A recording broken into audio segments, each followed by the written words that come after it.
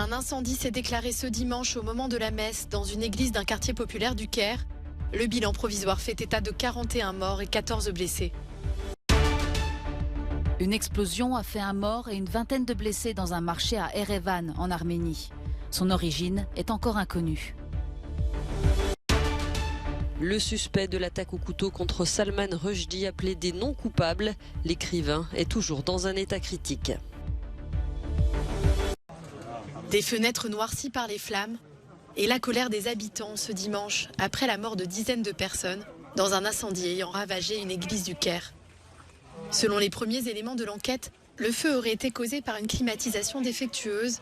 Le bilan provisoire fait état de 41 morts et 14 blessés. Un lourd tribut qui endeuille la communauté copte, plus importante communauté chrétienne du Moyen-Orient, dans un contexte de tensions religieuses. À l'annonce du drame, le président Abdel Fattah al-Sisi a assuré mobiliser tous les services de l'État et a adressé ses condoléances au pape Tawadros II, à la tête de la communauté chrétienne d'Égypte depuis 2012. Dans la capitale égyptienne, les incendies accidentels ne sont pas rares. L'Égypte, dotée d'infrastructures vétustes et mal entretenues, connaît régulièrement des incendies meurtriers. Des flammes et de la fumée épaisse en plein centre d'Erevan. La capitale arménienne a été secouée ce dimanche par une puissante explosion dans un de ses plus grands marchés couverts. Son origine est encore inconnue, mais plusieurs témoins affirment avoir entendu une succession de détonations à la manière d'un crépitement de feux d'artifice. Une vingtaine de camions de pompiers sont sur place pour éteindre l'incendie et porter secours aux victimes. Selon un premier bilan, une personne serait morte, une vingtaine d'autres blessées.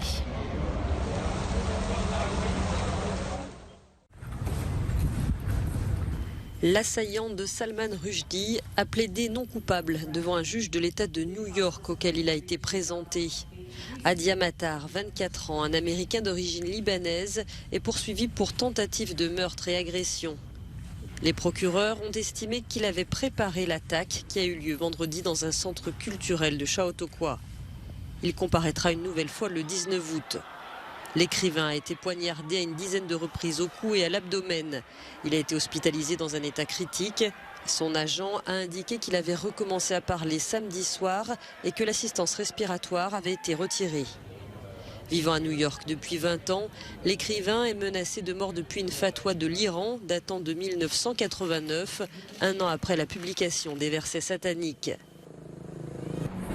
Comme de nombreux dirigeants occidentaux, le président des États-Unis a condamné une attaque brutale. En revanche, en Iran, le principal quotidien ultra-conservateur n'a pas hésité à féliciter l'agresseur. «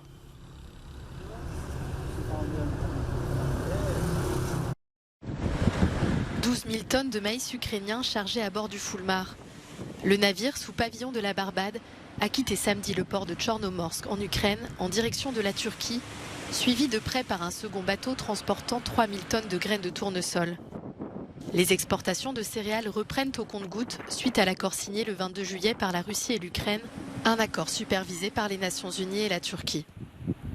Le blocage d'immenses quantités de céréales en Ukraine depuis le 24 février a provoqué une flambée des prix et une crise alimentaire mondiale. La reprise était cruciale. Pour traverser la mer Noire, les bateaux empruntent un couloir maritime sécurisé. Avec ces deux nouvelles cargaisons, ce sont au total 16 bateaux qui ont pu quitter les ports ukrainiens depuis le 1er août. Une vingtaine de millions de tonnes de grains restent aujourd'hui bloquées dans les silos des ports de la mer Noire. Avant le début de l'invasion de l'Ukraine par la Russie, les deux pays représentaient ensemble près d'un tiers des exportations mondiales de céréales. Un bus criblé de balles au pied de la vieille ville de Jérusalem. Le véhicule a été la cible d'une attaque tôt ce dimanche matin. 7 personnes ont été blessées, dont 2 grièvement. Les lieux ont été rapidement bouclés par les forces de l'ordre. La police a ensuite affirmé avoir arrêté un suspect. Le chauffeur du bus témoigne. Le bus était rempli de passagers, dit-il. Je me suis arrêté à l'arrêt du tombeau de David. Et c'est à ce moment-là que les tirs ont commencé.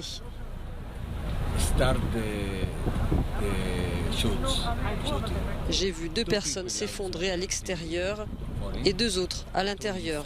Elles saignaient. Cette attaque intervient une semaine après une série de raids meurtriers de l'armée israélienne sur la bande de Gaza. Quand apprendre devient un crime, la jeunesse s'organise. La prise de pouvoir des talibans en Afghanistan il y a 1 an a privé de centaines de milliers de jeunes filles de toute chance d'éducation. Mais leur soif d'apprendre ne s'est pas tarie et des écoles secrètes ont vu le jour. Cette jeune femme y étudie chaque après-midi. Son frère taliban lui permet de se rendre dans une madrasa le matin pour y suivre des cours de religion, mais ne se doute pas qu'elle sera ensuite dans une salle de classe clandestine. Je vais tous les jours à l'école islamique, la madrasa, donc je peux répondre aux questions de mon frère. Je m'y rends le matin et je viens ici l'après-midi.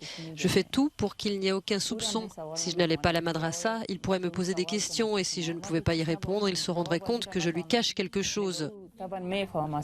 Chaque jour, pour éviter de se faire remarquer, elle et ses camarades empruntent des itinéraires différents et cachent leurs livres et cahiers sous leur burqa. Des risques importants que prennent également les enseignantes de cette école secrète. Pour cette professeure, il en va de l'avenir des femmes du pays. Je ne voulais tout simplement pas que ces filles soient comme moi. Elles devraient avoir un meilleur avenir. J'ai été fiancée à 12 ans et aujourd'hui, beaucoup de filles mineures sont obligées elles aussi de se marier. J'ai beaucoup lutté pour obtenir une éducation. Je ne veux pas qu'elles aient, elles aussi, à le faire. Rien dans l'islam ne justifie l'interdiction de l'enseignement secondaire pour les filles. Les talibans insistent sur le fait que les cours seront autorisés à reprendre, mais ils souhaiteraient les limiter à l'étude du Coran. Des gains records de nouveau pour le premier producteur mondial d'or noir. Le géant pétrolier saoudien Aramco a annoncé dimanche un bénéfice net de 48,4 milliards de dollars au 2e trimestre, ce qui représente un bond de 90% en glissement annuel. Le précédent record date du trimestre précédent. De janvier à mars, le groupe avait déjà engrangé 39,5 milliards de dollars de bénéfices. Ces résultats, plus élevés qu'attendus, font suite à la flambée des cours du brut, une hausse consécutive à la guerre en Ukraine ainsi qu'à la forte demande post-pandémie. Malgré des prévisions mondiales à la baisse sur le court terme, la demande de pétrole va continuer d'augmenter pour le reste de la décennie, a indiqué la société saoudienne. Des centaines de poissons qui flottent sans vie près des berges. Un cauchemar bien réel pour tous les habitants de Schwedt dans l'est de l'Allemagne. Depuis plusieurs jours, cette petite ville bordant la rivière Oder, qui coule entre la République fédérale et la Pologne, voit les bancs de poissons morts affluer sur la rive. Les habitants et les volontaires sont dépassés. Je pêche ici depuis 40 ans et je n'ai jamais rien vécu de tel à une échelle pareille. Ça me donne la chair de poule quand je vois combien de poissons morts il y a ici dans l'Oder. Une situation qui laisse craindre un désastre environnemental. Depuis la découverte des premiers cas le 28 juillet dernier, 10 tonnes de poissons morts ont été repêchées. Les autorités allemandes réclament une enquête approfondie et accusent leurs homologues polonais de ne pas les avoir informés plus tôt. Varsovie a de son côté limogé plusieurs responsables environnementaux et promis une prime de 210 000 € pour trouver l'auteur. Des tests sont en cours pour établir la nature de l'empoisonnement. Les autorités polonaises ont d'ores et déjà fait état de signes indiquant un taux de salinité inhabituellement élevé, mais ont exclu la présence de mercure. Des résultats que les experts allemands n'ont pas encore confirmés. Des premières conclusions inquiétantes. Depuis des années, l'Oder est considérée comme une rivière propre, abritant une quarantaine d'espèces de poissons. La nettoyer pourrait prendre des décennies.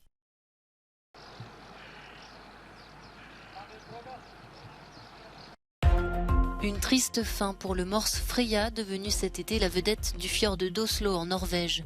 L'animal a été euthanasié, les autorités estimant que sa présence représentait une menace pour la sécurité humaine. Malgré les appels incessants à rester à distance du mammifère, sa présence a attiré trop de public, ce qui présentait un risque pour les humains et pour l'animal lui-même, a estimé la direction norvégienne de la pêche.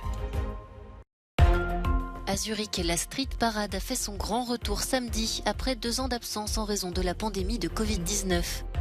Environ 900 000 personnes étaient réunies pour cette 29e édition de l'une des plus grandes fêtes techno d'Europe. Sur les 8 scènes, les DJ locaux et internationaux ont fait danser la foule jusqu'à minuit. Une dizaine de soirées se tenaient en marge de cet événement de vendredi à dimanche.